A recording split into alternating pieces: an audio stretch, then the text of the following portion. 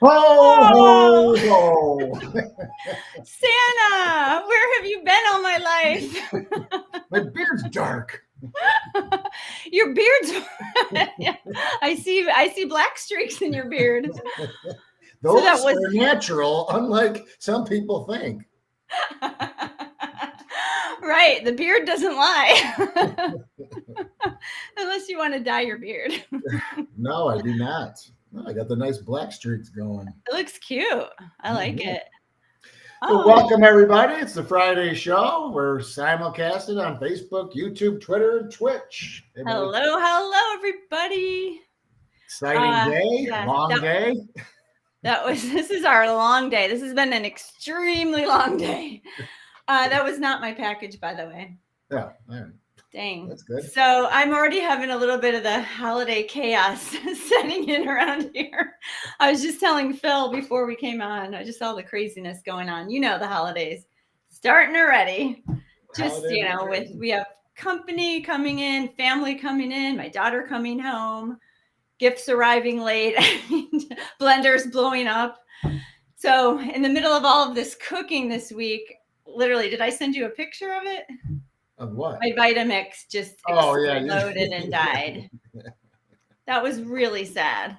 But I've had that thing for 10 years, so I can't really complain. I got love your that money's thing. worth. That's for sure. I knew it was going because you were talking about yours going too. You could hear like the grinding and grind, and I was Mhm. like, okay, I didn't want to mess with it too much. But I put that thing through so much, like at least, well, probably maybe once a day, sometimes 3 times a day for like 10 years. I mean, that's a lot of Yeah. use. Well, in 10 years, I mean, what lasts 10 years, especially kind of smaller appliances? I mean, nothing, nothing does. I don't know. Do those things have a lifetime guarantee though? I mean, I'd never know where my warrant I don't have a warranty, but I mean like even the serial number, I don't even know, how do you even Well, I but in don't the end, it remember. depends on like we had found on both of ours. I replaced that bottom piece, and I didn't throw mine out. In fact, even my NutriBullet, that I forgot I even had that. The only thing wrong with my NutriBullet is the cups that go on top are missing a couple of those pegs that kind of start the motor. So Yeah. there's like one peg left. So I have to put that in, and then I have to take a knife and push the other peg down, and it works fine. Every time. Well, yeah, if I want to use it. I mean, right now I'm holding out for Christmas here, but I also ordered just that little the I don't even know what you call it. It's not the motor, but it's just the little the blades. Yeah. I ordered it. It's $15 on Amazon. It came, and then of course, like an idiot, Christmas packages were coming, and I'm throwing them all upstairs, and my wife was like, did you ever get those blades? I'm like, no. I'm like, I never did. I'm like, wait a minute, I probably just threw it up in the closet. Sure enough, it's been up there probably for a week. I'm just like, geez, what an idiot. Oh my gosh. Totally forgot about My Vitamix started like moving across the counter and I didn't really realize it because I put stuff in, I leave it, and then I go and work and I just, it's buzzing away and I'm like, oh, it needs more time. And then I look and it's almost got itself off the edge, but that thing is heavy. And I was like, oh my gosh, I need a new one. I know I needed it. And then it just exploded during that one sauce I was making last week. Literally went all over the kitchen. It was such a big mess. Oh my gosh. But the good news is I thought I was going to have to spend, what are they, like $600 on a new it. Vitamix. But then I thought like the base is completely fine. I mean, it's Right. strong. Right. Yeah, it's just the blender. And it's like, oh my God, it was like so exciting to realize I just needed a new blender. And those are not cheap. It's like $100, but it's better than 600. Right. Well, So I have a new blender on the way. what just Blender jar. happened was, we've had all this crazy weather lately, and I'm looking out the back door the other day, and I'm like, where's the grill? Like the grill's gone. So I go What? outside, and the grill blew across the door, broke down the gate, and fell down the stairs and took out like some deck clothes. No. Chunked up my deck. I looked at Wait. the grill was just all sprawled at the bottom of the grass down the stairs. I'm No. like, oh god! I went That's down. a heavy. I That's a straightened it heavy up. big grill. I Wow. know. I straightened it up, and it's Oh. like, I'm like, oh god! I haven't even looked at it yet. That was yesterday. I'm like, oh no, it's a nightmare. So yeah, that thing's. I'm sure it's toast. And to be honest, we don't use it a ton. I mean, we used it a Not lot before, anymore. just because Right. the oven. My oven was We're not. out for a long time, a We long have time. we have our grilled veggie kebabs. We can make those. So yeah, I'm gonna have to assess that and roll it into the garage this weekend and see what's going on with it. But Yeah, it's been crazy this weather too. I just noticed that one of our tables on our front porch blew over, and I don't want to complain with all the tornadoes and people are going through a lot right now, but nice. don't want to complain about that. Yeah, so the chaos has started. I hear you. And it is, it's kind of that mix. Like it's like, oh, all the lights are up. It's nice. We got the tree up. It's Yeah. decorated. And then it's like, yeah, then all the madness that's goes along. It's like I got to go Christmas shopping. It's mom's birthday. Oh, but my mom's birthday today, as a matter of Happy fact. birthday! Happy birthday, mom! If you're watching, I called Happy her. birthday, Mom. Well, we But, know yeah, she's at the Olive Garden. She was. So yeah, it's just all that craziness that goes along with it, shopping and getting stuff done, and obviously we're having out of town guests and people coming over. We have a lot of stuff planned to do. Well, with people here. I don't know if meditation is actually working for me or what, but like when Hattie, my daughter, called just right before we went live, all these things are happening in her life that just kind of blew up today, and she's calling me about it, and she was very upset. And so I just like take a deep breath, and Frank's really good at this too. It's like, these are not big issues. These are just little things. They seem really big in the moment. They seem huge. Like my blender blowing up. You probably heard my dog probably heard a few swear words right in the moment, but it's really not a big deal, like compared, and it's like, I do try to remember that this isn't going to matter in a year. It's not going to matter next week. Like, just take a deep breath. We'll get through it. And that's kind of what I want to do for the holidays. I want to just, it's fine. We're all good. This is nothing major. It's holiday chaos. Serenity now. Serenity now. It's all zen and chaos at my house. I'm trying. I'm just going to try. That's all I can do. Yeah, I mean, yeah, of course. That's all you can do. And yeah, I mean, you do try to take it in stride, and you're right. I try to do the same thing. I guess it just depends on the volume that comes at you and what how rapidly it's coming at you as well. But I know, but that's the best test, because then that's what I always try to tell my daughter. It's like, you can't look at it as overwhelming. Like, this is happening, that's that, and then you're like building up all these things in your head, and it's like, don't look at it like that. Let's just tackle one thing at a time. Like, don't focus on all of them, because I could get overwhelmed every single day with all the things that are going on or could go wrong. And, it's like, don't do that. Just think of it in like little baby things, like take care of this bill, take care of this issue, take care of this, order a new blender, clean up the mess, and then you're good. Yeah. But I could sit down and be like, oh my God, the world's falling apart. It's like, okay, so take it in stride, Santa.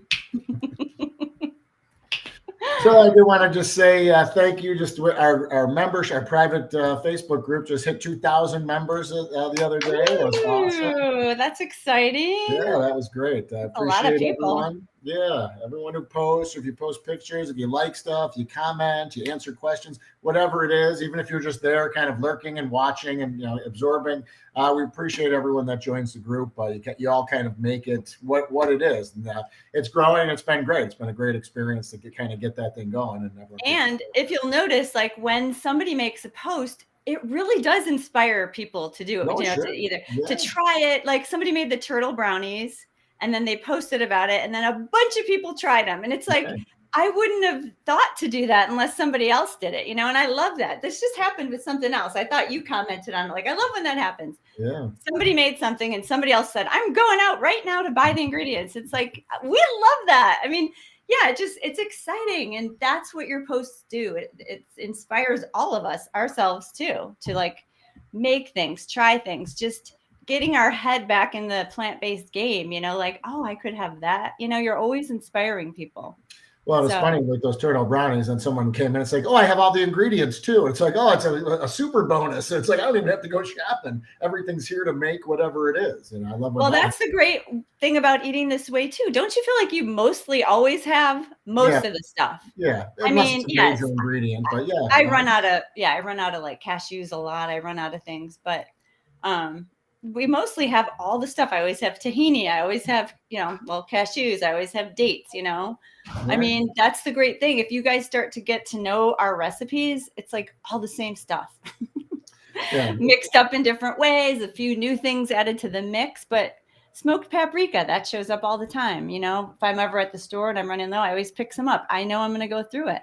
Right. Yeah. And I usually buy in bulk, even like that. I buy that like I can get like a huge thing of smoked paprika, which is nice.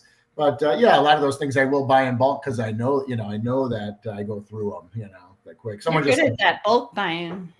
Yeah, I mean it comes in handy. Not only that, but what came in handy the other day was like I needed parsley, and I'm like, and I didn't have the car. My son took the car to school, and then my wife was at work all day. She had to go into the city. So I'm like, I don't need the car. Typically I would drive her to the train and keep the car and then pick her up later. And I'm like, oh, no, I don't have the parsley. It's like a 45-minute walk to the store, 45 minutes back. It's 4 miles or whatever. So I'm like, oh, God, I'll have to make it tonight after she gets home. It's going to be 7 o'clock, And then I'm like, wait a minute, I think I have some in the freezer. Sure enough. Did you? I froze all my garden stuff right before it went bad, or right before the and I have a ton of different stuff like that. And parsley, actually, I mean, unless you want fresh parsley, you couldn't garnish with it because when it got waterlogs and it kind of turns dark, when it gets thawed. But it's better than dried for most things. Yeah, for sure. Frozen. It tastes great. I mean, it tastes way better than dry. I'm not a big fan of the dry parsley. I'm not either. Dried herbs, well, oregano, but.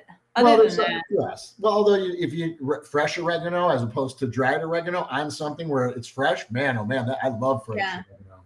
It's awesome. Yes, but in a recipe, I think the dried has like a bigger kick, than the fresh. So that depends.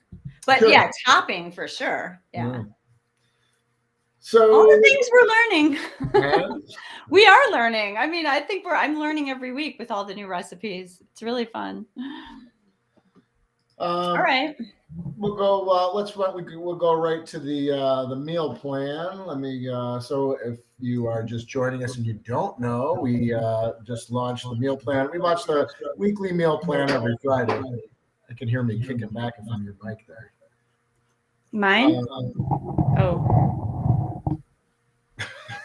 My mic? Oh, I didn't hear what you said. Hello. I can't hear you. I can still hear myself kicking back. Oh, I hate that. I can't hear you. You know what I figured out real quick? I wonder if everyone can hear that, if it's just me. I can't. Can you hear me? If I talk quieter, I guess I don't hear. Hello? I can just hear you. I can't hear anything weird. Yeah. I hear me, and then I hear me coming back again in the computer. Anyway. That's on your end. Remember when we had that? Remember I said, like, what is all the fuzzy stuff? Like, remember on my screen it was fuzzy? Yeah. Well, Amelia figured it out. You know what it was? What was it? It was green screen. It was set to green screen. So she's like, what is that? She's like, because she had green pants on. She's like, what's that on my pants? And I'm like, what is that? So here, then she's like, let me hang on. And she went back, and then she went and got something. And she's like, let me hear. She's like, look at this. And she's like, what the heck is that? My gosh, that's so cool. I love green screen. It was so funny. That's so awesome. So we looked. What's on my pants? They're see-through. We had the settings, and it turned the green screen off. I'm like, oh, okay, here we go. Couldn't remember because it was just like all like fuzzy looking or whatever. But anyway. Yeah, I didn't really see it. You're hearing things and seeing things that. Oh wait, hi Kim. Kim from Michigan. Oh, hi. She said I can hear you and an echo, so she can hear it. So you can't hear the echo. It's like now it's gone. Like now I can't hear it. Maybe did you move your mic? I heard you scraping that mic across the desk. I did move my mic. Yeah, I think your mic might just be too close to the computer, so it's okay. I'm gonna move it. Yeah, because your mic's good. Your mic picks up. Yes, my mic can hear me. Yeah. All right. So let me do this and let's see here. Let's see that mushroom bourguignon. Hang on here. So we wanted to have a couple of savory entrees because it's always nice to have like something nice and hearty. And we always have a pasta for Christmas, which we're going to get to in a sec. But like, it's nice to have something savory like this. And I guess for Thanksgiving, we made a seitan roast with gravy. So I didn't want to do the same thing again for Christmas, something similar. So I thought about Julia Child's beef bourguignon. Am I saying that right? Bourguignon. I read her cookbooks years ago. I just loved her. And I have one. I have like one of her famous cookbooks. So I kind of just came up with this following her recipe. And it's like the same. I mean, without the beef, with all the lots of mushrooms. If you like mushrooms, it's a very hearty mushroom sauce. There's carrots, onions. Oh, the pearl onions are so good in this. And I never use, who uses pearl onions? I don't. But she did. So I was like, okay, I can't really saute them in the pan. So I thought, oh, but I can roast them and they get really caramelized and nice. They're so good in this. So you just pop them. You can even do them in your toaster oven because you're not roasting anything else. But yeah, don't miss that step because they're really sweet and they just like burst in your mouth when you eat well, it's like a stew. I don't have to say bourguignon every time. But you could. My French is coming out. We are French. Mom would be so proud. Croissant. My mom likes to say that word. My bourguignon. So the pearl onions are good. Don't skip those. And then, yeah, it just has, I don't have my list up here. Onions, peas, carrots. Oh, and then there's red wine in this. I'm not a huge fan of cooking with wine. I don't know. I just don't have a lot of experience with it. And sometimes I think the wine kind of takes over. I don't know. It could just be me. But Phil uses it a lot. And I asked him, he's like, yeah, let's try it. Because when you do all that work, I didn't want to ruin it with wine. You know, I had everything. That took a while. This one is a little bit of an effort, let's say. Not huge, but, there's a lot of chopping and washing. And so I did it. I went for it. And the wine is so good. It gives it such a nice little boost, but it's not really winey. It's just there's something about that acid in the wine that's really, really nice after it cooks off and it kind of marinates for a while. But you do not have to use it. Now, I have not made this without it because it's so good with it. But the gravy is so good that I think it'll be fine if you just use a little more mushroom broth or veg broth. And I'm sure some people don't want to use the wine, but if you want to, I think it does add a nice flavor. Yeah. And then sorry, Phil, I can't see you. We just make a basic mashed potatoes and it's so nice and hearty over those mashed potatoes. It is so good. And it's really pretty, I think, for like a Christmas or another holiday dinner. So. Yeah, I wouldn't say I use wine a lot. I do use it there's a few things that I use. You're always hitting everything with the red wine. I don't mind using it. Like I have no problem using it, but I wouldn't say I cook with it a lot. I do throw it in, but like stew and things like this, I do think it adds kind of something different that stands out. It definitely gives it kind of a heartier or more robust taste. Oh, Kim says, this looks so good. Pearl onions are so yummy. Yeah, they are. I am going to start putting them in our meal plan recipes because I didn't realize how good they are when they're roasted and they just pop in your mouth. Oh my gosh, they're so good. So I'm going to be using them. I don't use them that often. But things like this, like the stews, and I don't even soup, I don't use them. But occasionally with the stew, I will. Yeah, stew, right. Maybe we'll add them to our stew.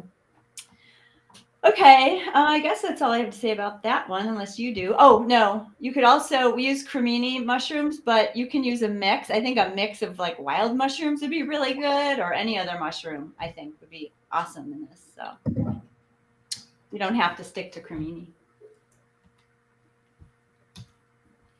All right. Stuffed shells. Okay, so Phil and I were wondering if anybody wants to write us a message here. Is this a thing? Like, do you know what stuffed shells are, or is this just a Caruso thing? We don't know. Like, were we the only ones growing up with stuffed shells? You think Barilla is cooking shells for the Caruso family? We're not. Let's take a survey. Who knows about stuffed shells besides us? Is this an Italian thing? Sometimes, well, you just don't know. Is it like a family recipe? I don't know. We grew up no, eating this every holiday pretty much. So we tend to think that everybody knows what these are, but we're not so sure. We were I think, talking I mean, I about it. think stuffed shells are, I've seen them. I've seen them in restaurants here, not everywhere. It's not every place has them, but I've seen stuffed shells on a You mean, menu. oh, Kim's made Italian them. places. Yay. Okay. Italian places. Oh, somebody haven't made stuffed shells. We can't see who the other one is. Haven't made stuffed shells. Oh, in years. So she's made them.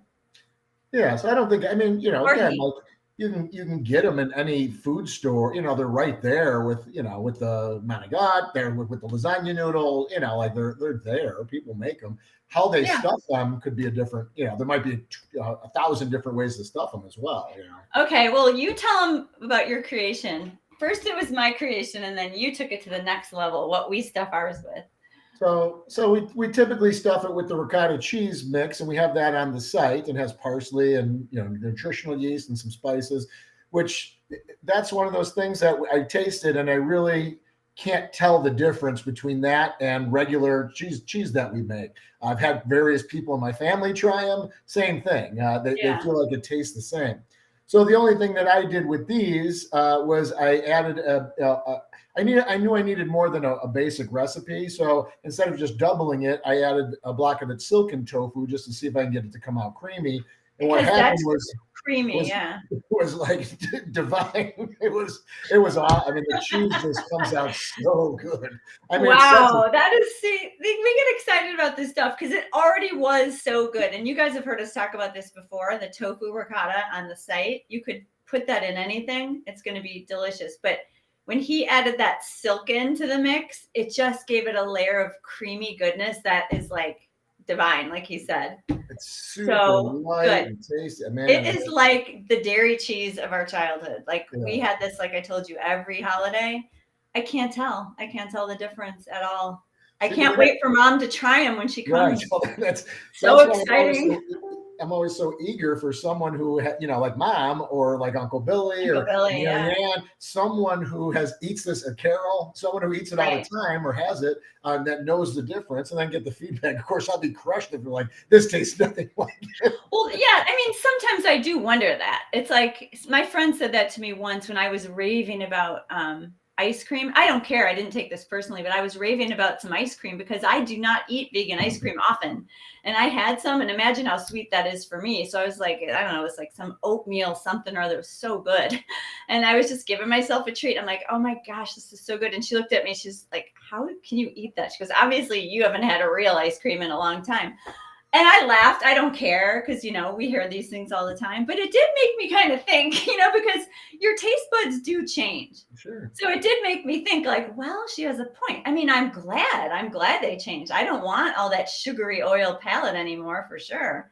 So I'm 100% happy that it changed. But it did make me wonder, like, she's going to taste this different than me.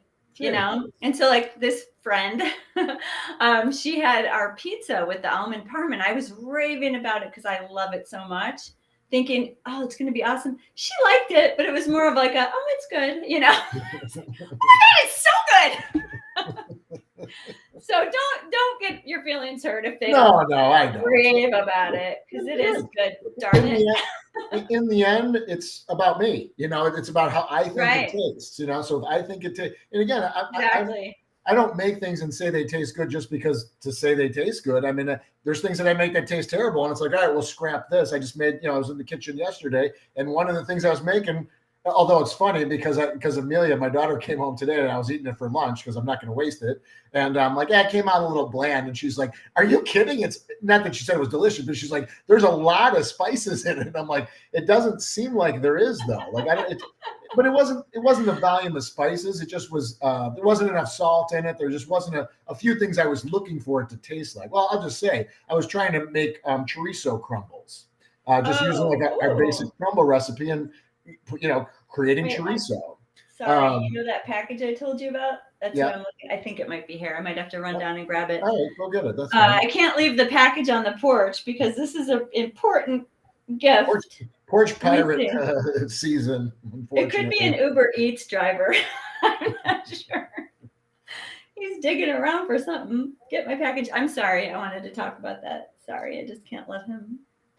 Um, yeah, well, I know what you mean. I think this is, yes, it is it.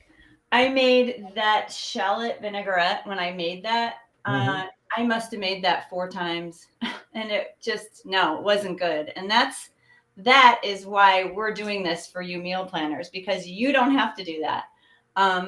It's a real bummer when it doesn't come out good. Yeah, You know, when you spend all that time chopping, and I do this a lot because I'm not a chef, but like it sounds so good in my head. well, And not then only like, but not only that, but when you're making it, it's just like, oh, these are going to be perfect. Even the chorizo, it's like, wow, it really smells like chorizo. Like this is going to be yeah, awesome. And I was just yeah. like, nah, this isn't. Yeah, this wasn't what I was expecting. It was kind of a letdown. It's such a bummer. And then in hindsight, I can always see like how it didn't come together, but I don't know. It's just a real bummer. And then it's I like, know. do I save it and just, I don't know. But anyway, that's luckily it doesn't happen often to me. But when it does happen, it's just, sometimes, like Phil said, we'll shelve it to go back to it later. Like if I make something 3 times and I just can't get it right, I feel like I'm done for now.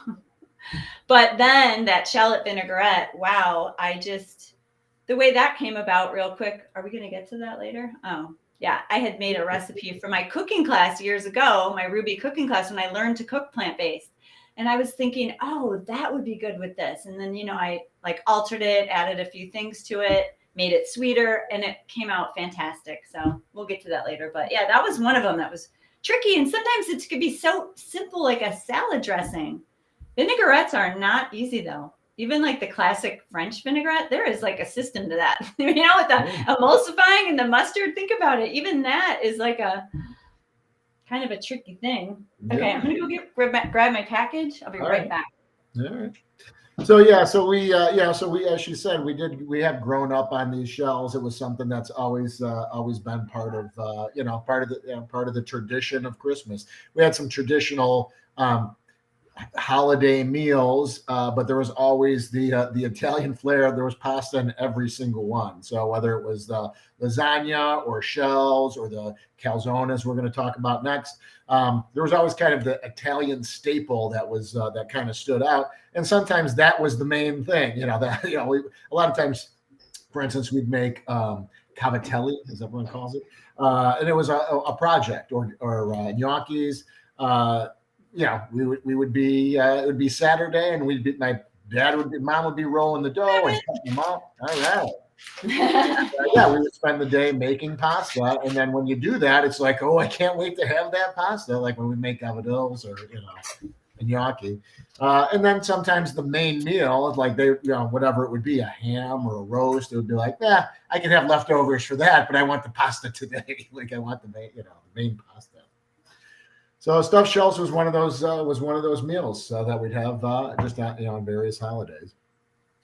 Yeah, and we always had it with mom's gravy. My mom makes really, really good gravy. We call it gravy, red sauce. And then the walnut parm is like our Parmesan cheese. That one's a little more coarse instead of the almond parm, which is nice on this. And then we make the cashew mozzarella just to like douse it, or put a dollop on top for some more creaminess. So And with this one though, if you want, so like with a typical spaghetti, usually put some on the pasta and mix it up and serve it, and then there's a big thing of gravy for the side. You like to pour on. The gravy is really kind of put on and cooked that way. So if you did want more gravy to put on top, personally, I think these are pretty good done as they are. You really want to taste the cheese and everything. But I do too. There are people that like to load on the gravy, which is fine. Sometimes I will just make a double batch just so there's leftovers and I freeze it, and then it's a quick. If I'm making gravy once, I may as well just make it for two. If there's no extra time involved for making a double recipe. But like the way it looks in that photo, that's a nice amount of gravy for me anyway. I don't need them doused in gravy. I just put like a ladle full over each one, right, and then a little on the bottom. Right. Yeah, that's plenty, I think. But you can make a double batch if you like. Frank loves to dip bread in gravy. He likes to pour gravy all over it. So I would make a double batch. But Mama used to pour gravy into his salad. You remember that? What? Yeah, he'd pour like gravy right on top of his salad, which was not like he has a dressing, but he'd have like a dollop, and then he'd like Fork Oh, I and never knife. tried that. Gravy I do like all my food mixed together. Frank likes to keep his salad separate in a separate bowl. Not me. I just mix it all. I don't care. I like it kind of mixed. Yeah, I like the combo. Yeah. Anything else about this? Oh, the whole grain jumbo shells. Did you already talk about this? No. Those are maybe a little tricky to find. I mean, if you want to make this for Christmas, I don't know, they might be hard to find. I was looking all over Amazon just to double check. Phil and I were the other day. I would order them like today if you want to try this. If you can't find them, you could also use the manicotti shells. Those are stuffable too, because I see the whole grain all over the stores. The shells are nice and pretty, but I'm just worried about them coming in time for Christmas, because we order them like months ago, so we always have them. But I don't know. That might be a challenge. That's the only thing. So if they're hard to find and you can't, I would just use the manicotti shells. You do it exactly the same way, and those stuff them up and cook them till al dente, so it'll still come out pretty and delicious. All right. Calzone. Oh my gosh. The piece de resistance. Well, this is something was always a big deal. Whether it was my dad or my Uncle Billy, they kind of traded off. It really just depends. My dad would cook it here and there when Uncle Billy wasn't here. But at the holiday, yeah, sometimes Uncle Billy would walk in with the calzone at Christmas. It was just, I wrote this in the intro to this recipe. My dad or his brother, our Uncle Billy, they would make a big production out of making this, and it really was like this moment for us, because we, just another one of those things that we loved. And we ate it every year. We would make it on Easter and Christmas, and who knows, whenever. But it would be such an ordeal. And like my dad would start days in advance. And anyway, like Phil said, it was like really big. It was really like this ginormous thing. Like a foot by 2 feet by like 3 inches thick. Yeah. Massive. And then he would put like an egg wash on top, and I remember that golden crust, and he'd have his like dish towel over his shoulder, and his apron on, and he'd be so proud of that. He would pull it out of the oven. It was like this moment, and just like carrying it into Christmas Eve. Oh, and when the calzone would arrive, it was almost like the calzone had its own personality. It wasn't Uncle Billy's here. It's like Frank's here with the calzone. It's like the rest of the family's here too.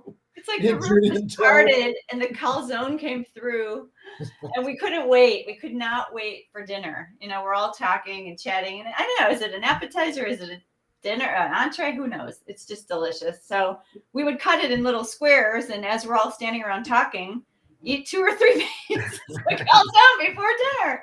That's the only problem with this. It is filling, and it's so good. Just look at that. I mean, it's so good. Oh my gosh, I want a piece now. I haven't had it since Thanksgiving. But yeah, it's so good, and you just will fill up if you have too much. So if you're going to make this for Christmas appetizer, just have a little piece, and it's so nice cold later. Oh, it's so good cold. Yeah, it's one of those things and I think I like it better cold than hot myself. Although we just made, and I've been making it now. So like Judy was saying with the cheese, I put the new cheese in this one too, which is kind of super light, and it does set pretty good because it gets baked.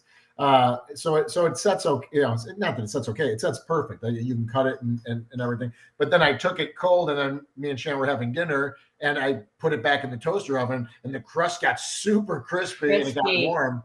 What's that? Yeah, crispy. I used to do that too. That's good. Yeah, it was good, but I do like it cold. I could, over the years, I've eaten it for breakfast, lunch, and dinner cold. Like I just love it. I could eat it any which way. It's so good. So I hope you all try that one at some point. And, Phil, it's not that hard rolling out the dough, No. It's really not. I mean, I know I'm intimidated by dough and pies and all that stuff too. I am. So he has a lot more experience than I do with this stuff, because I'm not a baker really. But it's not hard. I mean, it's really just, you got to get your mind in out of that. Like, what helped It was well, and again, it's just a little trick. So I roll it, I kind of shape it. So let's say for the pan, I start out with kind of a longer oblong dough, and then I go side to side, I go up and down. But then I take the pan I'm putting in it, and I hold it over it to see, is this going to be big enough? Because Yeah. obviously Measure it. the bottom crust, you want it quite a bit bigger than the pan because it's going to go down the edges, and you want it hanging over the edges a little bit too. So what's nice is you can drape it over, and if it doesn't work, you put it back out, roll it out a little bit more, drape it over. But if it's just hanging, you can kind of stick the dough in, and the filling, and the filling will kind of press the dough down and keep the edges on top. So it's got some elasticity to it. So once you put the filling in, it'll kind of drop it all the way to the bottom. And then, like I said, you want to have a little hanging over the edge. The other one is the top. So you roll that out, same thing. I hold the pan over. You want that a little smaller than the inside. So when you lay it down, you basically go around the edges and you just kind of twist the top crust over around. You can see kind of right here at the crust level. I took it from the back here and twisted it down around. So you're kind of trapping it all in together. And that's what kind of forms the crust all the way around. And that's really good to dunk in the gravy. It is good in the gravy. Or if you're having salad, like having that with the salad, man. Do you have any left right now? Because I really want that. No, but I'm going to make one for Sunday for Mom's birthday. Oh, yeah. Yeah. And on Monday, I'm going to make two because I'm going to make one for Monday because I want Uncle Billy and Carol to try it on Monday too. I can't wait for that. I can't wait to hear about it. Yeah. Okay. Next up. Asparagus. Look at how pretty that looks. This is just really simple because we thought, isn't it nice to have a simple side dish and you can make the hollandaise sauce early, keep it in the fridge. All you have to do is blanch the asparagus right before dinner and heat up your hollandaise. Am I saying that right? Hollandaise. Hollandaise. I knew something was wrong. I'm not a big hollandaise eater. How fancy. Hollandaise. How fancy of you. Jeez. Hollandaise. I got my French slipping out. Hollandaise. I don't know. I never really ordered eggs Benedict when I did eat eggs. And that's the only thing I could ever think that it would be on. Right? Doesn't it go on some roast or some meat too? No. I've seen it on vegetables. I've seen it on the eggs, but I think there's some meat dish and again, I never ordered. The only time I've ever really had it is on vegetables like this, but I don't remember ever ordering eggs Benedict, to be honest with you. I know, but we're at a restaurant that's serving. We haven't had it. We've only had the plant-based version. But this sauce, even we're calling it hollandaise. Is really good. It's really light and it's savory and it has a tiny bit of an eggy flavor, which have we talked about the black salt before? I'm not sure. Sure. I don't think so. Maybe. So yeah, the black salt is it's actually a volcanic rock salt. And mine is pink. It's not black. I know there's different versions of this black salt, but I ordered mine on Amazon. I really couldn't find it in the stores, but I ordered it literally over a year ago. I think I gave you some of my original. You did, and I thought I was going to have to order more because I haven't seen it for a long time. And I'm like, it has to be here because I'm the only one that would go through the spice cabinet. And I just went through the cabinet and cleaned it out. You know where it was? Where? It fell off the Lazy Susan. It was in the back of that cabinet with the Lazy Susan. It was just sitting there. I was like, because I went to the store and they didn't have it. Yeah, of course. So it's like, I don't know if this isn't necessary. It says it in the recipe. You can just use sea salt. But if you can find this, it's really nice to have in your pantry because we do put it in some things. Like you could put it in the chickpea salad or your tofu scramble. Yeah, that's where it's you use it for that. Yeah. Mm-hmm. So that little sulfur smell, it doesn't smell the greatest, but it's that eggy kind of flavor. So if you can find it, I would just buy a bag of it and leave it in your pantry because it will last a long, long time. You're just using a little bit here and there. But yeah, it's just a sea salt. It's like a volcanic rock salt. And from India, I'm reading my notes because I wanted to make sure I got that right. It says it's mixed with Indian spices, including the seeds of the harad fruit, which contains sulfur. That's interesting. So it picks up that sulfur flavor. Anyway, yeah, pick up some of that. If you can't find it, just leave it out. But it's a really light, bright, and that's a pretty dish. I just like how that looks, you know, on your holiday table. Mm-hmm. And then Phil's idea was to dress it up with some pomegranate seeds, which we did not do for the photo, but that would be pretty, you know, just make it look a little more festive. So just imagine it. Just imagine it. Can you Photoshop that in real quick? All righty. Oh, did I go out of? I think I went out of order here. I think I messed up the order No. on our list. That's all right. We can jump. It doesn't matter. Okay, so this is the arugula salad with maple, rosemary, pecans, and shallot vinaigrette. I already talked about the shallot vinaigrette. Took me 4 times to get it right, but this is really, really good. It is, and what I love about this is there's no nuts in it. You know, we make a lot of our dressings with nuts and seeds. It's all in the salad. What'd you say? I said it's all in the salad. There's no nuts in this pecan salad. No, just the vinaigrette. No, but you can have this dressing with other things. I love a dressing that doesn't have nuts or seeds in it or avocado, only because sometimes you just don't want that fat. You know, it just and it does have maple syrup in it, so it has like a sugary content, but all natural maple syrup. But still, you know, it's really it's not creamy. It's more of a vinaigrette, and it has mustard in it and some vinegar, so it's tangy. But it has maple syrup in it, so it's also sweet. It's just really nice. I would say that this salad has like bold flavors. At first, I tried it with just all arugula. To me, that was a little much. Now, if you're a huge arugula fan and really used to eating it, you may like it with just arugula. But I like it mixed with mixed greens because I don't like all arugula personally. It's just a lot of peppery.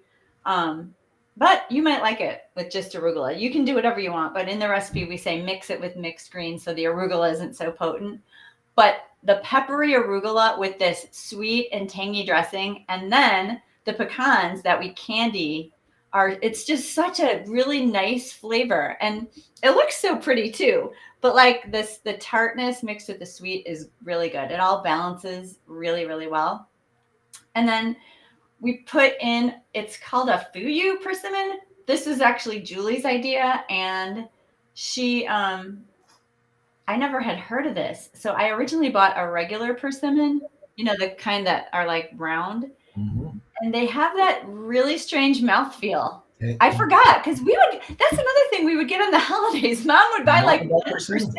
I love persimmon. I gotta say, I love persimmons. You do? Like, not too many people eat persimmons. I got it typically because I would talk about them or whatever, and people are like, persimmons? Like, what is, you know, some people don't even know what it is, but some people have never even had them. And I'm like, really? But Mom would buy them not all the time. She would buy them for holidays, I thought, and just like slice it up. To me, they seemed like a fancy thing we'd have on the holidays. Yeah, but are persimmons seasonal? Like, are they gone? I think we get them in our store at Pete's all the time. I think they're there year round. I just bought persimmons like in July, I think, or something. Like it was the summer I bought. Well, persimmons. Yeah, I mean they're shipped in. They're now it's December, so you can get them.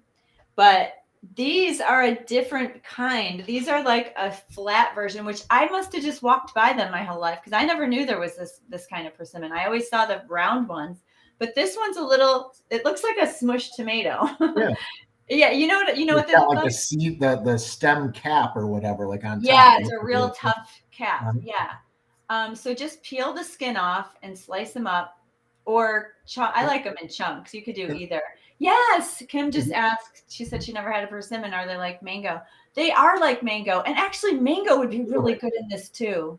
They are. They're like mango. No, they don't taste like mango, but they're like the same consistency and sweet.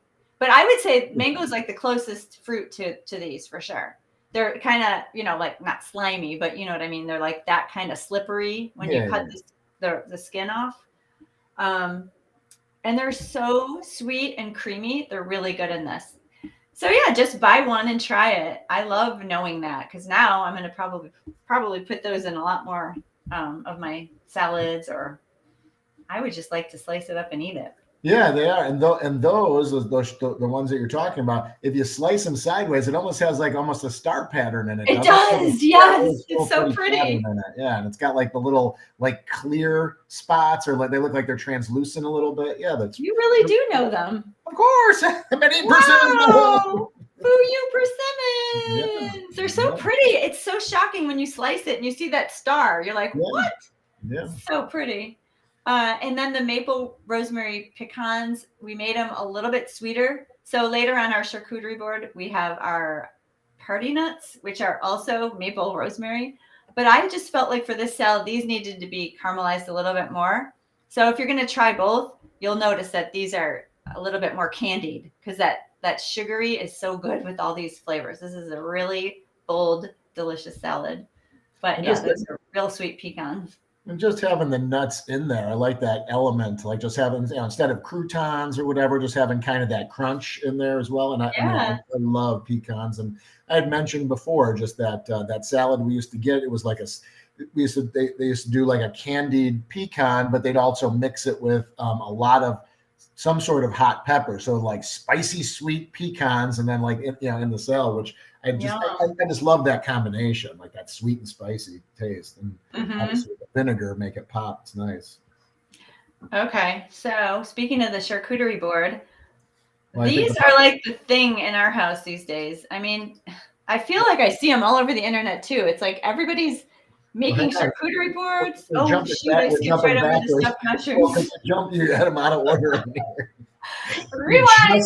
said. We cannot skip the stuffed mushrooms. These are so good. I know I say this all the time. Is anyone going to believe me? I'm like the boy who cried wolf. But As these soon as they, are, as they're soon as they so make them, yeah, they're They're delicious. so good. They're so good. And we've been making these just like this for years. I don't think we've changed a thing. Every holiday we make them.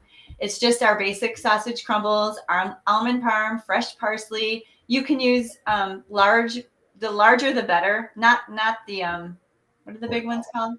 Portobello. Portobellos, not that large. The cap. You Obviously, want you a want to nice. pop these in your mouth. You want the But cap that kind of wraps up a little bit like these. yeah, so any large mushroom like that. Um, so we just make this mixture, stuff them and bake them, and they're really juicy and they're kind of cheesy, and the fresh parsley is really, really nice. They're just delicious with that sausage crumble in there. Um, and yeah, just be careful when you're taking the stems out because you want to keep the cap intact. I broke a couple of them because I rushed through it a little bit. But just kind of like twist them and loosen them up and then pull them out. Don't rush through it because you'll just ruin your caps. You really want the cap to stay intact. So what I do is just cut the ends off because the ends are a little bit hard. Just trim that very tip off and then carefully pull out all your stems. And then you cut up all the stems and you put it into your filling. So you saute those and mix all your filling together and then stuff them and then bake them and then they're delicious. So The only problem with well, all this stuff is you end up eating all these hors d'oeuvres and then you're not hungry for dinner. oh my gosh, a piece of calzone and a couple of these, I'm done. I don't have the biggest appetite. Oh, you're done with that?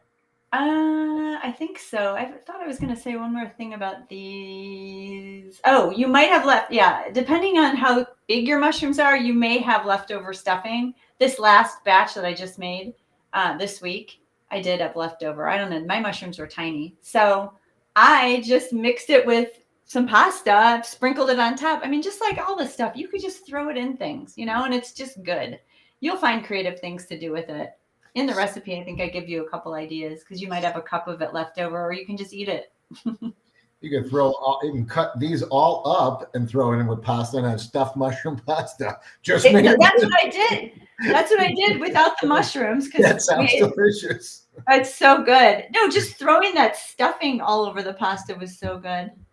Yeah, really, really good. Now, what were you saying about shooting reports? They're really fun. Yeah. So my daughter and I get really into this. It's like just a fun because we're both creative and we just like to build them and it's just fun.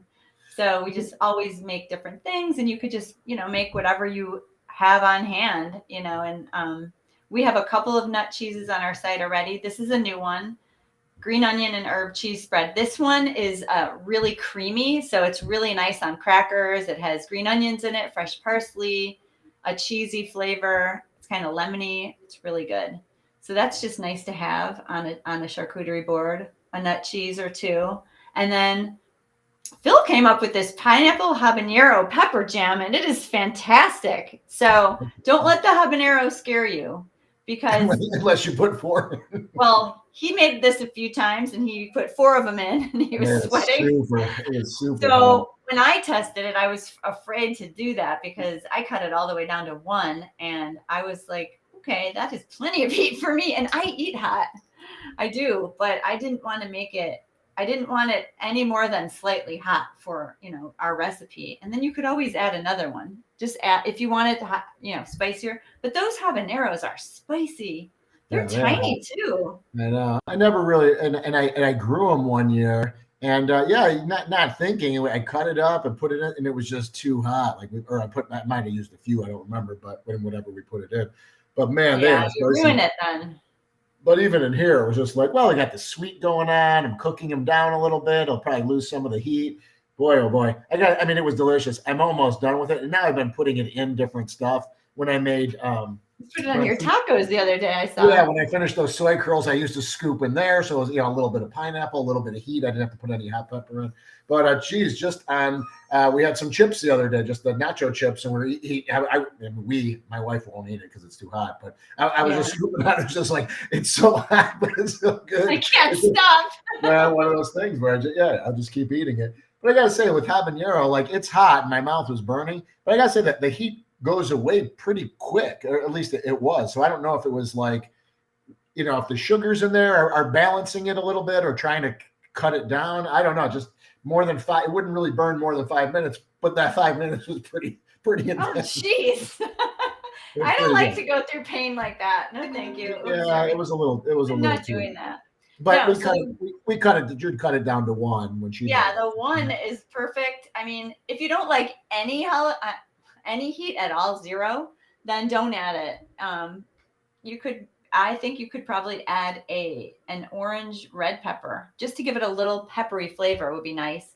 But this heat with the sweet pineapple is so good. I like it just a touch of heat, which that's what 1 does. And what we do is we take out the seeds, and you have to be very, very careful handling these. Phil was telling me, like, even before I made it, he was like, make sure you're careful because, the last thing you want to do is touch your eye and have a nightmare on your hands. Well, what was crazy was, like, I was just touching, like, all of a sudden, like, my knuckle would be burning, then like a part on my arm. So it was just like whatever I scratch an itch on my hand, and like then that spot was burned. It's like, oh man, it's like I was washing my hands. I probably washed them 4 times, and they were still burning. Like, my fingers didn't. What did you do with that habanero? Were you just holding it in your hand? Well, I cut it in half, and then I was like I was using the knife to try to cut around the seed pod. Just like if it was a red pepper, you were holding one side and. Yes, and they're small, whatever. They're tiny in your hand. But then I would like pick it out with my fingers and throw it out, and then hold the pepper while I cut it up. Or no, actually, I threw it in the blender. I didn't even cut it up. It went into the blender. That's right. I was just getting that seed pod out, the seeds out. That was getting me. But yeah, whatever. It was, and to be honest, I was trying to be careful. I was trying not to touch it, and then I washed my hands a bunch of times, 4 times or whatever, just to get that off. It didn't. You could also wear gloves. That would help. I did not touch it at all. I was careful. I used like a towel when I was doing it, and there's only 1. It's little. All you have to do is slice it in half, get those seeds out, chop it up a little bit, and then throw it in the pan. But just be careful. It's hotter than like a jalapeno even. So yeah, this is just amazing to me that you're cutting a whole pineapple. Again, that could feel intimidating. I remember Dad used to make a big production, like when he was cutting the pineapple, it was like a big deal. He'd like roll his sleeves up, put the pineapple down. But it's really simple. And I suggest using a serrated knife. It's really, really easy. All you do is cut off that big top stem thing. Well, you can just grab the stem and twist it right off. Oh, really? Yeah. Grabbing the stem hurts though, doesn't it? No, the leaves bend up. So you just bend the leaves up, hold it. It literally you turn it Wow. and it comes right off. And That then you is have a so bit, good to know. then you have a bit. Well, I mean, you have either base. Yeah, you could use the top or the bottom. I can't wait to try that. Yeah. I love fresh pineapple. Yeah. But yeah. with the serrated knife, is this what you do? So I just stand it up and I just go from top to bottom, Yeah. straight down. It's with the serrated knife, it's like just comes right off all the way around and you're good.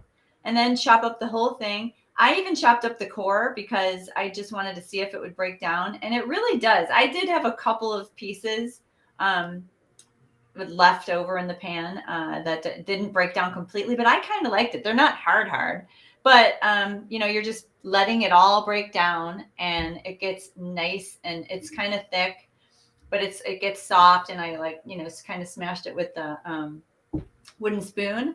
And then I just use my immersion blender to kind of just chunk it up so it's more blended. Phil likes to throw it in the blender. I don't like it all the way blended up. I like it chunky. So we made this one, like you can see in the picture.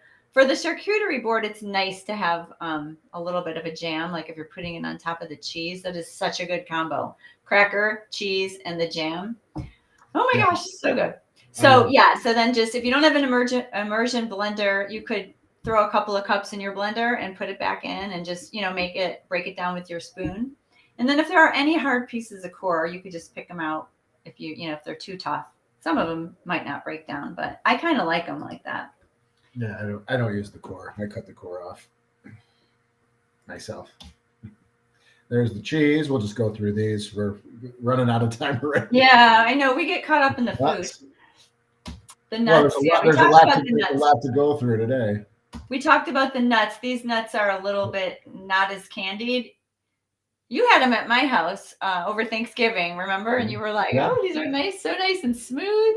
Yeah, well, they were coated great. Like when I made the first few times, it's like it pooled, and some of them were super sticky, and you have to try to kind of balance it out. I was looking at them like, man, where did you buy these? You're like, I made those. I made them. Man, they're like all perfectly coated. Like I don't even know how you did that. I did these about 4 times because I wanted the other candied ones for the salad, and I wanted to get this down because I don't like sticky, especially if they're on a charcuterie board. Yeah, you want them not sticky. You want them dry because I don't know, you don't stick in your hand and all that stickiness. But yeah, they're nice and smooth and dry, and they harden really nicely. So really nice. La mousse. That is the mandarin mousse. So this was Julie's idea, and she wanted to put mandarin orange, and I was never a big orange chocolate fan, like slices of orange dipped in chocolate. I just like my chocolate personally. But she was like, well, let's make it something special for Christmas because it's Christmas, and she's like, trust me, that the mandarin just gives it such a nice little brightness. And I was like, okay. And I knew it was going to look pretty with the orange, and look at how beautiful that looks. Well, it is really good. Even though I just love chocolate, you could just make chocolate mousse, but the orange, it's fresh mandarin juice and mandarin orange zest. Yeah. And so when you add it, wow, it's really surprising. Everybody here, when they took a bite, to like my little taste testers, like, wow, it's really that reaction. You just can't believe that it's so chocolatey with that pop. And it's really moussey, that light and fluffy mousse. It's really, really good. So I think you will like that. And you need to let this one sit in the fridge at least a few hours. It's really good overnight too. And it's really good in little servings. Like if you're going to have it for Christmas, just a little serving of mousse with a couple of orange sections like that in a pretty little dish. It's pretty rich. Even though it's light, it's still rich because you're melting down chocolate. That's the thing. There is dark chocolate in this. So dark chocolate has some sugar. So just be aware of that. We wrote that in the recipe. But it is Christmas, so we thought we like to splurge a little bit. It's really good. And then mini cheesecakes. Amelia Caruso, my little baker niece, came up with these. Where is she? She was earlier. So these were things my mom used to make, and now we have that on the site as well. It'd be like a Nilla wafer crust on the bottom, and then like a cream cheesecake, and then she'd have like pie filling, cherry pie or blueberry pie goo, So yeah, these are close, man. Mom used to make those things. I mean, I would pound those things down. Like it'd be like no one's looking. She made 60 of them. Like bunk, bunk, bunk, bunk, bunk, bunk, bunk. It's treat time. I love hearing these stories because I'm one of. I didn't know you were doing that. Those Here's things. me pulling the paper back, savoring every bite, looking at how pretty it is, and you're pounding them down in the background. I'm gonna get in before anyone notices. I'm like, Oh I don't know. Dad must have had more. But yeah, they're good. I mean, you know, They're good. They're again, we really use good. the silken tofu to kind of make it light. That kind of that cream cheese. And I want to do something with that cold. Like it's good before it bakes. Yeah, But it's really good before it bakes. I yeah, agree. the baking sets it nice with these, so you can't peel it down. They all stay intact. They're really nice to It have. actually sets it perfectly because Yeah. it's still a little creamy. It's not cakey at all. No, you're right. Oh, Yeah. it's really it bakes up 20 minutes in the oven. And yeah, taste the cheesy filling before it goes in the oven. It's really good. It's really Yeah. sweet. Yeah. And then it does. I was afraid it was going to bake up too much, but it doesn't. It's still nice and creamy. And then, but it's not super, super sweet, but it has that No. cheesy tartness. And Yeah. then the topping is really nice and sweet. Yeah, those came out. Those came out great. I mean, I really like that. Great. I'm probably going to make those this week as well. Again. Yeah, those are really good. Make those for Mom. And they're pretty. These are so great, like we said in the recipe, to have at parties, you know, and little one bite things for parties are really great, especially these little desserts. Like those turtles that everyone's making too. That's why I made those into bites because those are really rich and a big one. Well, actually, I've been eating like 2 turtles now. I still have them in my freezer. Can you believe I still have some in my freezer and they're still good and they're still delicious to have a little nibble? I did have 2 nibbles the other night. Nibbles. Yum. Christmas mimosas. So pretty. These are great. You know, and again, like this isn't something I have all the time, but yeah, if we have people over for brunch or something like that, or just having a cocktail, like I would make these for like a Christmas party. I know my wife, she's the one that usually makes, like, you know, she'll say like, hey, I saw this cool idea for a cocktail. And we used to have, I mean, I haven't had a Christmas party now for 2 years, but we have a Christmas party and she'd like want to make a festive cocktail like that just for kind of Christmas. And yeah, they're great. They're just, you know, just refreshing little, mimosas. Yeah, those are cute. I love the pomegranate in there. And then we just use the super juice, which it has some, you know, it has some ginger in there, a little bit of turmeric, the pineapple. It's just a nice mix instead of just the plain orange. It's just got a great flavor. Throw in some, and you can really use any kind of sparkling wine. We have prosecco in the recipe, but you can, if one's too sweet or one's not sweet enough, you know, you can change that up to whatever you really want. But you could also throw a splash of cranberry juice. You could throw a splash of Grand Marnier in there. You know, there's a lot of different ways you can kind of dress them up, and it'll change the color. You can even pour it light, so it has like almost like a sunrise effect where you have, you know, yellow and orange or ooh, yeah, like a tequila sunrise. Yeah. So yeah, not just for breakfast. And then the holiday nog. So I don't know. Were you a fan of eggnog when you were a kid? Again, that was one of those things. I loved eggnog, man. I loved it. Yeah. Mom always bought it around the holidays, but she didn't make it. I remember the carton used to be in the fridge right around the holidays. And yum. I loved it. But again, it was really rich. So I remember just taking a glass and sipping it. It's not something I would down. And I'd be dunking those cheesecake bites in it. Someone was downing it. It was rich. It was super like thick. Yeah, I mean, and again, like even on here, these glasses are mini. Like we have those little mini glasses for things like that. I wouldn't chug a huge glass of eggnog. Like I don't remember ever doing that. But again, man, when I took a sip, I was like, oh man, it does. And again, like that's what I remember, especially when you put that nutmeg on top. Like we always really it with the nutmeg. So that just brings me back. And like that's that flavor. I mean, it really came out nice. It's those nuances, like you said. It's like that dusting of nutmeg on the top. As soon as you take a sip, you're smelling it. You're getting that, you know, first taste of nutmeg. That brings back those memories of the eggnog. And it's creamy and it's sweet. You could have it chilled or warmed. I mean, it's really comforting and really, really good. It gives you all those things that you got from the eggnog.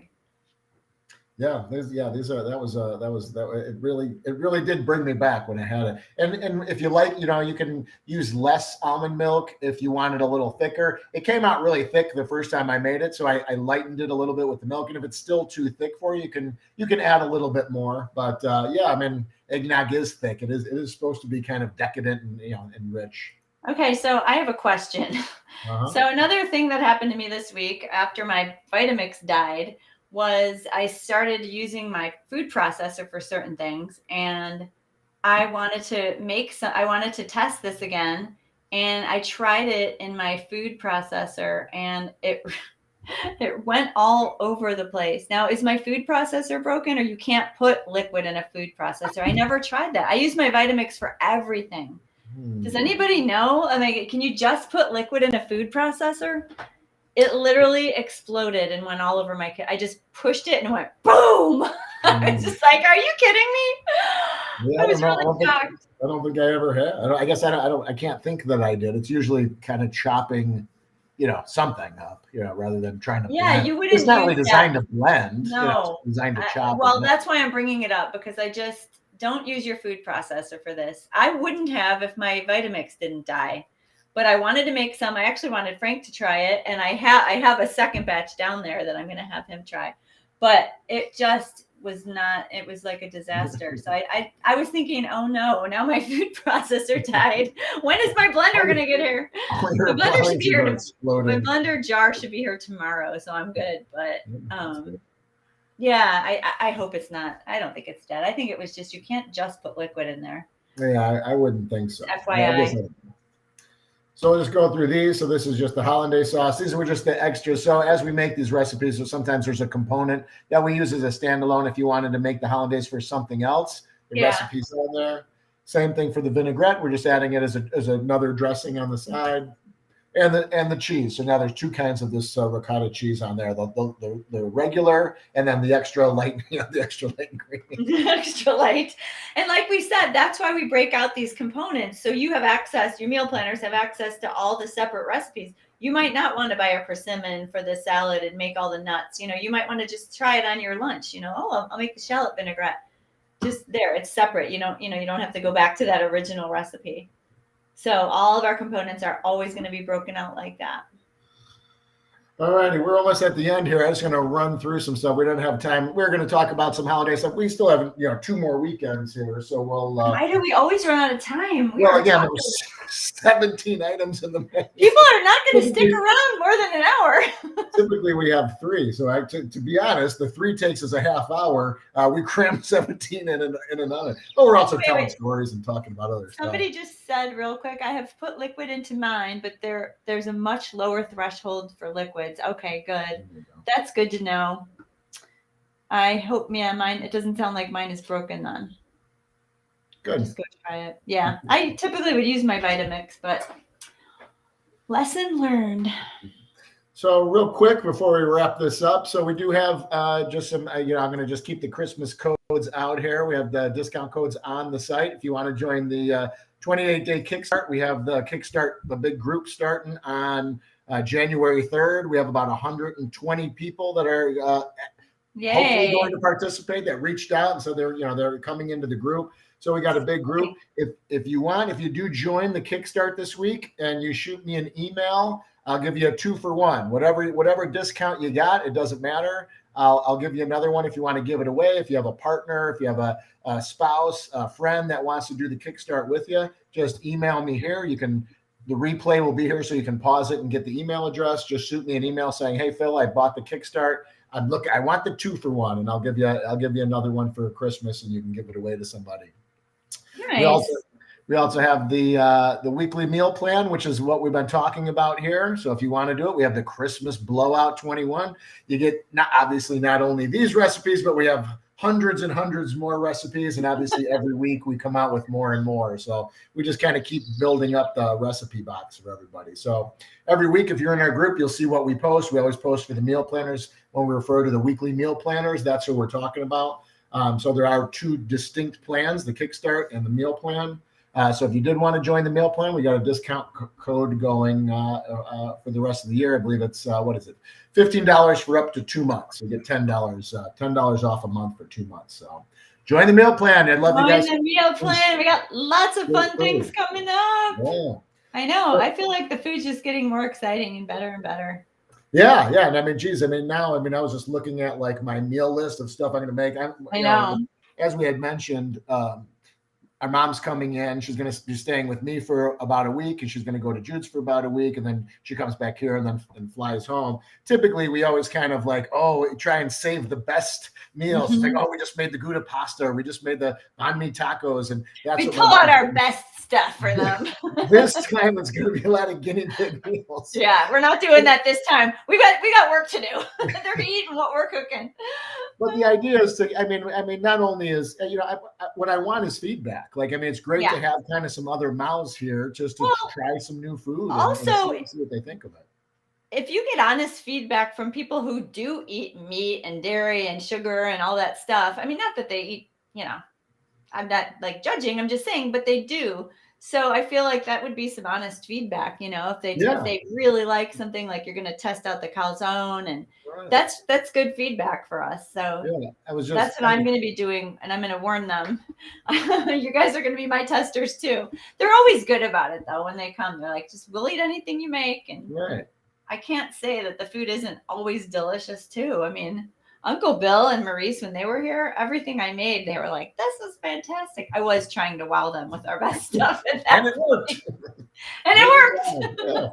Well, it is fun. I mean, when stuff's good, I mean, I'm sure anyone any meal planner that has made like the Gouda pasta or whatever, it's like, I have some go-tos, that you make. And again, I mean, you may have 5 go-tos or 10, things that you've made that you really, wow, I want to, I'm planning on doing the same thing. We're having, people here for my mom's birthday on Sunday. I'm having some other family here on Monday. It's like, now I'm excited, what to make. Like, what am I going to make? Right? Because I want to wow everybody. I won't be getting they're solid.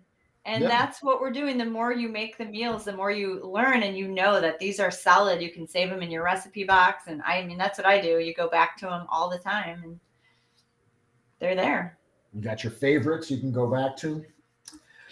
All righty. So next Friday is going to be Christmas Eve, and then the Friday after is going to be New Year's Eve. So we got a couple of wow. Almost over. Only 2 weeks left. It's hard to believe. We made it through 2021. Just about. We did. We made it. Yeah. All right. All righty, everybody. We appreciate if you're watching live or if you're watching on the record. Doesn't matter either way. You can use those coupon codes. Hope you guys enjoyed it. Kim just said your nacho crema is one of our go-tos. See? Mine too, Kim. That's one of my absolute favorites. And every time you make it, it's going to come out so good. And you're going to wow people. Yeah. I mean, it's just one of those. Yeah, that's definitely one of my faves. Awesome. All right, cool. All right, everyone, have a great weekend. Hope everyone eats some great food. We got a great menu if you guys want to start testing and getting ready for Christmas. Yeah, start posting if you test anything before Christmas. We cannot wait to see your reaction to our food. Yeah, keep the photos coming. Meal planners, man. We love seeing that stuff come in. So, okay. All right, everyone, have a great weekend. Eat some good food. We'll talk to you soon.